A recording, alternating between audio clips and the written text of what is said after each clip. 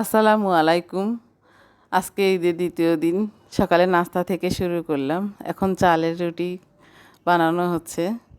আমরা সাধারণত প্রতি বছরই ঈদের পরের দিন চালের রুটি খাই, কেননা আদিলার বাবা বাসি মাংসটা দিয়ে চালের রুটি খুব পছন্দ করে। সেজন্য ঈদের পরের দিন সকালে চালের রুটিটাই করার চেষ্টা। মাংস দিয়ে চালের আটা রুটি খাবে ম্যাডাম। আম্মু আম্মু এখানে বাসি মাংস, কালকে রান্না করা মাংস আছে, আর ওইদিকে একজন বানাচ্ছে, একজন সেঁকতেছে।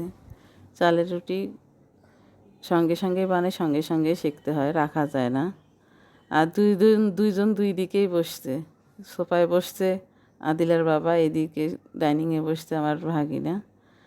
গরম গরম রুটি সেঁকতেছে আর ওদেরকে দেওয়া হচ্ছে। সঙ্গে আবার ভুঁড়ির কাজটাও চলতেছে, সিদ্ধ করা হচ্ছে ভুঁড়ি। এভাবেই ঈদের পরের দিনে সকালের কাজগুলো চলতেছে। কুরবানি ঈদ মূলত ব্যস্ততায় যায়, ঘুরে বেড়ার সময়টা খুব কম থাকে। মজা হয়েছে খুব।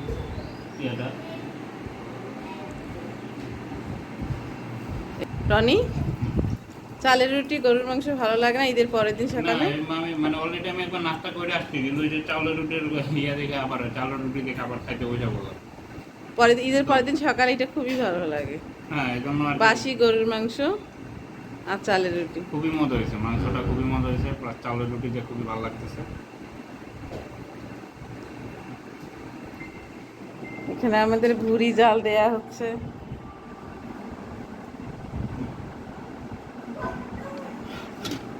এখানে চালের রুটি বানায় বানায় রাখতেছে, এখানে চালের রুটি ভাজতেছে। আটা কবে কুটছি আমরা? ঈদের আগের দিন। এগুলো আগের ছিল, আমাদের বাসায় আটা করা ছিল না? হ্যাঁ, আগেরই করা ছিল। আমরা এই যে বাসি গরুর মাংস আমাদের আছে, এটা দিয়ে সবাই আমরা নাস্তা করলাম। বু, খাইছিস চালের রুটি গরুর মাংস?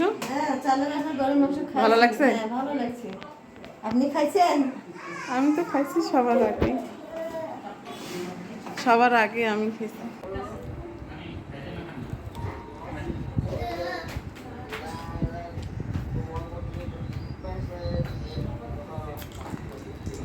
আর একজন হাড় খাচ্ছে, হাড়। আজকে তোমার বাবা কি খাইতেছে? হাড় চাওয়াচ্ছে না?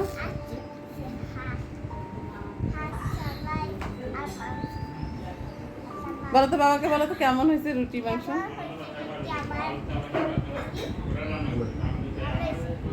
টেস্ট কেমন হয়েছে?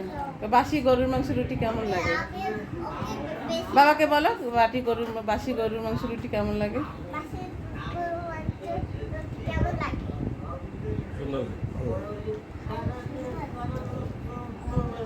তুমি খাইছো আদিলা? আমার হাতে খাইছো?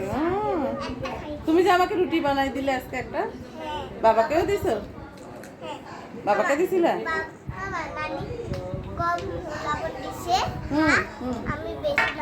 হ্যাঁ, তোমার রুটিটা খুব সুন্দর ছিল।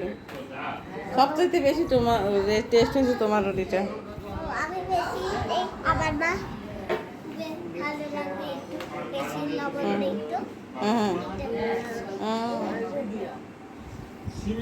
ওই জন্যই ভালো হয়েছিল না?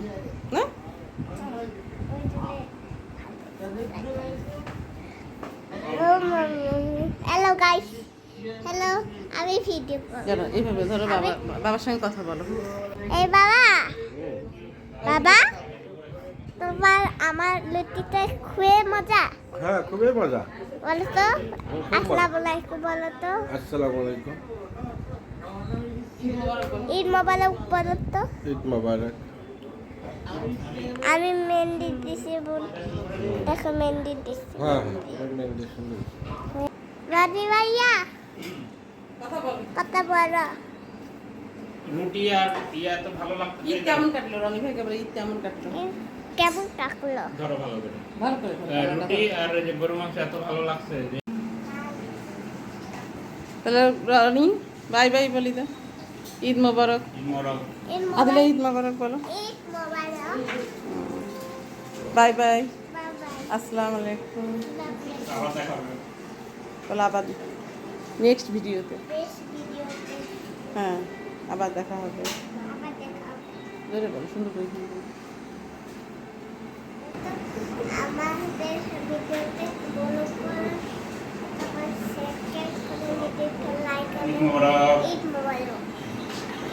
By bye. আজকেও আরিশার জন্মদিন ওর জন্য কেক অর্ডার দেওয়া হয়েছে সৈয়দপুরে অলরেডি কেক চলেও আসছে কেক পেয়ে তো আরিশা খুব খুশি এরা দুজনেই অস্থির হয়েছে কখন কেক কাটবে কখন আরিশার জন্মদিন পালন করবে কে কাটাবে? বলো হ্যাপি বার্থডে টুমি তুমি। আবার এই যে আমার মেয়ে আদিলা আর ও আরিশা বসে পড়ছে কেক কাটার জন্য আদিলার বাবাও পাশে বসছে এদিকেও আরিশার বাবা বসছে ও জন্মদিন ও আরিশার আর আদিলা অস্থির হয়ে গেছে কখন কেক কাটবে বেলুন ছিল আমাদের আমি কত এরকম কটা বেলুন ফুলে হ্যাঁ অনেকগুলো বেলুন আছে ফুলাবি প্রাপ্তি সময় হবে কোনো বেলুন টেলুন না দিলে সবই আছে খালি তুই ক সাজাই দিতে হবে। কেন ওরা জানে না balloon ফুলানো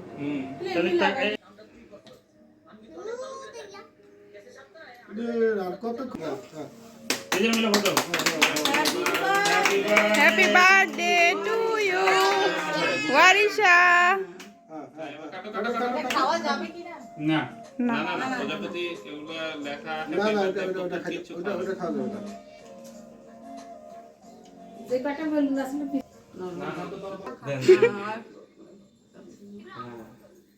happy birthday to you happy birthday to you happy birthday Warisha cream দিব ক্রিম একটু অন্যদের হ্যাপি বার্থডে ওয়ারিশা ফ্রিজ থেকে অনেকক্ষণ আগে বের করা হয়েছে দেখি তো এই সেটটা আমি বন্ধ করো আমার দিকে এই টাকা সব তুল আগে আগে আমরা সব তুলবো হ্যাঁ করো বড় হ্যাঁ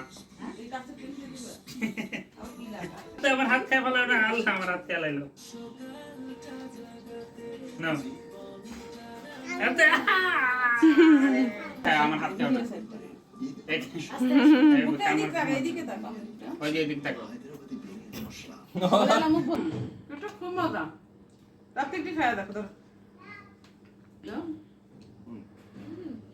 অনেক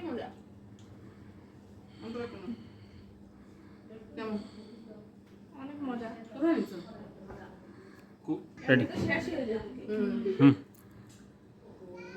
কোথায় নিয়েছো কেকটা এটা হচ্ছে কুকিং স্পেশালিস্ট পেজ থেকে নিলাম কেকটা খুব স্বাদ আসলে এতটা ভালো হবে আমি আর ভাবতে সব পারি নাই সবগুলো সব ক্রিমটাও খুব সুন্দর হ্যাঁ মানে ক্রিমের যে কম্বিনেশন মানে এতটা ভালো কোয়ালিটির ক্রিম মানে নীলফামারিতে আমি পাইনি না সত্যি কথা যেটা যে ঢাকাতে পাইছি কিন্তু নীলফামারিতে অরিজিনালি কেকটার ক্রিমটা বেশি মানে ভালো ক্রিম তারপরে বেকিং মানে মানে টপ এতটাই টপ হ্যাঁ নীলফামারিতে আমি নিয়েছিলাম কেকের ক্রিমটা না একটু ইয়াটা বেশি থাকে বাটারের ইয়াটা বেশি থাকে বাটারটা আর এই যে মিষ্টিটা মানে ডালডা এটা সুইটটা কম মিষ্টির ভাবটা কম হ্যাঁ মানে এক কথা অসাধারণ ধন্যবাদ কুকিং স্পেশালিস্ট পেজকে এত সুন্দর কেক প্রোভাইড করার জন্য